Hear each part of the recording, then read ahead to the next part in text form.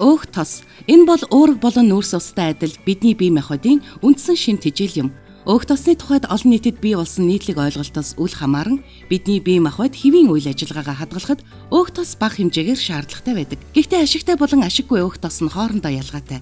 Хансан өөх тос нь ихэвчлэн боловсруулсан болон амьтны гаралтай хоол хүнсэнд дагуулагддаг бөгөөд биед хортой өөх тос юм. Хансан өөх тосны хэрэглээг хамгийн бага хэмжээнд барих хэрэгтэй. Харин эсрэгээр ханаагүй өөх тос бидний биед маш сайн. Ханаагүй өөх тос нь ихэвчлэн тослог загас, самар, оливын тос болон авокадонд агуулгаддаг. Herbalife Line Max. Энэ бол омега 3 тосны хүчлийн өндөр агуулмж бүхий загасны тосны тогтвортой их усүрээр хангах зорилготойгоор тусгайлан боловсруулагдсан биологийн идэвхт бүтээгдэхүүн юм. Үүнээс гадна Herbalife Line Max-ийн онцгой орц найрлага болох ганга болон гад өвсний эфирийн тос нь загасны тосны амтыг дардаг.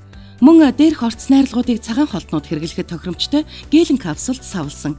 Омега 3 агуулсан биологийн идэвхт бүтээгдэхүүн нь зүрх судасны тогтолцооны хэвийн үйл ажиллагааг хангах, тархины үйл ажиллагаа болон хараагт итгэхэд нэн шаардлагатай омега 3 ашигтай тосны хүчлүүдийн дутагдлыг нөхөхөд туслана. Түүнчлэн цусны даралт болон цусан дахь тригглицеридийн төвшин хэвийн хэмжээнд хадгалахад туслана.